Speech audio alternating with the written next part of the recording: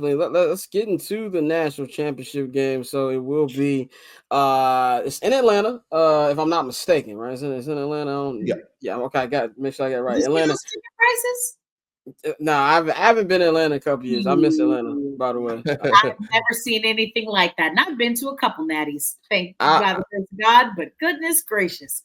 I I don't know how miss Atlanta, the Georgia. cheapest seats to get in are like 2,400. Good Lord. Oh my Yeah, God, that's just to crazy. get in. That's That crazy. them Kendrick Lamar tour prices, bro. Like what we Yeah, doing? that's wild. But yeah, Ohio State, Notre Dame. My brother's very hyped about this game because he's an Ohio State stan. And this nigga's had a good time. And you talk about everything they got to go over there. But I want to start with Notre Dame because they've had an incredible season getting to where they've got. Marcus Freeman has been great. So I kind of want to start with what you feel about these rumors about him potentially interviewing for the Chicago Bears job. The thing came out like I think the first news about it came out like early December. I thought it was just they're just trying to get an extension. Then he agreed to an extension. Now we don't know if he actually signed the thing yet because as we just found out, Bill Belichick ain't signed this contract yet. But we heard this morning on ESPN Radio Chicago. Shout out to Courtney Cronin. She says that it's more than just interest, and it would not surprise her if he's being interviewed at Hallis Hall sometime this week. So we got to wait and see that. I haven't seen Marcus Freeman's media day, so I don't know if he was asked about it. But Kyle, what's your opinion on not just everything he's accomplished this year, but do you think he'd be ready for the jump from the college football to NFL this early in his career? Well, yeah, first of all, I want to give him his flowers, man. I think that what he did this season was incredible. And I think it's kind of like funny that Brian Kelly always talked about leaving Notre Dame because they didn't have the resources or the investment to make it to a national championship game. And then within 3 years of taking a job, Marcus Freeman has these guys playing in a national championship game after beating Georgia, after beating Penn State. So I want to give him credit for that first and foremost. I think he's done a fantastic job adapting with the recent changes of college football. He's done very well in the portal. If you look at the quarterbacks he's added over the last couple of years, like Sam Hartman last season, Riley Leonard this season, he went out and got a Jordan Clark to play safety for him, who's contributed for them well. And he's kept the talent there that has developed into the players they are, like Xavier Watts, Riley Mills, that's injured now, but Howard Cross, Jeremiah Love, those type of players he's been able to get and keep there. So I think he's done a fantastic job adapting to college football. Two, I think he would be a very cool candidate for an NFL job because I think he is the culture builder that the NFL requires. Everybody loves to, compare the next young black kid to Mike Tomlin, but I think he's the closest thing we'll see to a Mike Tomlin type figure. Young guy, NFL experience, has some chops already as a head coach, so he wouldn't be going in, head first, even though it's different building in the NFL. But he's been in there before. He's coached with the NFL before. He's played in the NFL before. He understands what culture is and how to build that. So I think as long as there's a decent infrastructure, which there is at a place like Chicago, you have your quarterback, you have some nice skill guys, and you have defensive pieces there in Chicago. I think that would be a very attractive hire for a place like Chicago, even though it may not be on the national radar. I know everybody's in love with Ben Johnson, but I think Marcus Freeman is a damn good candidate for an NFL job. And this will be the time to do it when he's at the peak of his power at college football. Yeah, I definitely. It was something that I had to think about at first. First, I was like, I don't want no college coach. Then I thought about it more. I'm like, if people want bold, I think that this would be something that would actually work if that happened. So, but let's talk about the game. I feel like, from my perspective, this is. I don't want to say it's Ohio State's game to lose. I don't want to disrespect Notre Dame like that, but I do believe Ohio State is a favorite. Just the way they've been putting up points in this entire postseason. Their quarterback's been going crazy. And just Ryan Day has been kind of, you ask, depending on what Ohio State fan you ask, a lot of them have a lot of mixed opinions on Ryan Day.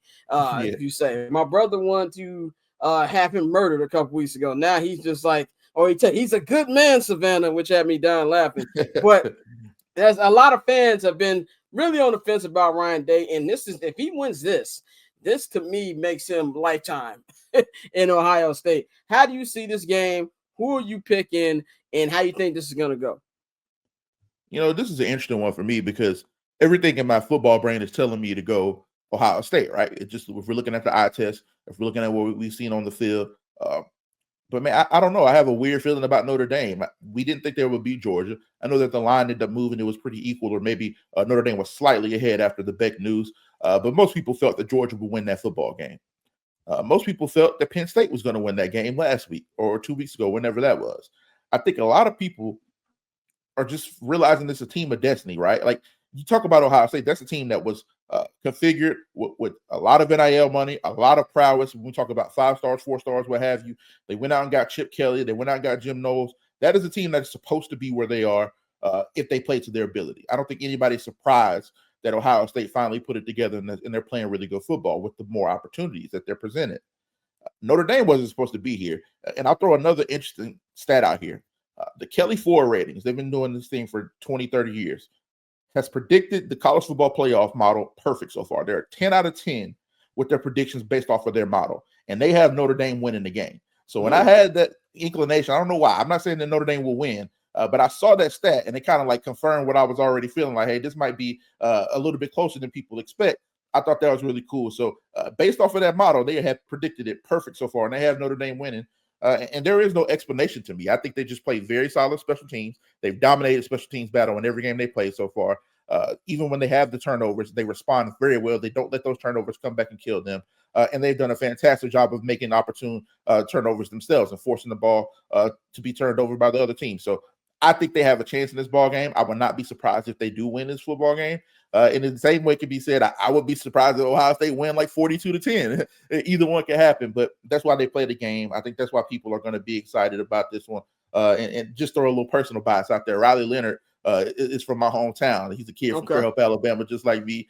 So he played with my little brother and those guys. So I'm rooting for the hometown kid outside of the analysis. I hope that Notre Dame gets it done. For one, for Marcus Freeman, I'm always going to root for the black coach, just being straight up. And then 2, the hometown kid, Riley Leonard, I would love to see him go out with a ring and bring one to the crib. So outside of the analysis, I'm rooting for those guys. Courtney, what's your vibe on this game? You know, we know how you feel about both these teams, but how you see this one going? Was there be any outcome that would shock you in this game? Yeah. I think I'm kind of with Kai. The more that I've sat down and thought about it, I think this game has the potential to be a lot closer than people think.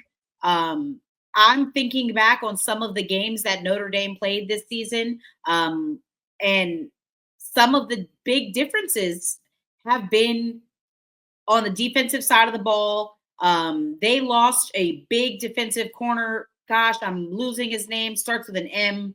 Morrison. Maybe you can help me out, Kai. Morrison. Christian Gray has really come in and been fantastic. He had that pick 6 against USC. I believe he had another interception in that Penn State game. Correct me if I'm wrong. I think if he can shut down Jeremiah Smith, this game could be a lot more interesting than maybe a lot more people think. I just hope that they can make some stops and they don't get blown out like Kai said, 42-10. I think if Notre Dame can hold them to 2-3 touchdowns, if they can hold them to under 21, I think Notre Dame can win this game. So cool. Triple double hat trick, I know the code too. Ice trade, go for trade, yeah we cold too. Getting paper on these player haters, old news, money on the other line, so I'm not gonna hold you. Money on the other line, so I'm not gonna hold you. Money on the other line, so I'm not gonna hold you. Money on the other line.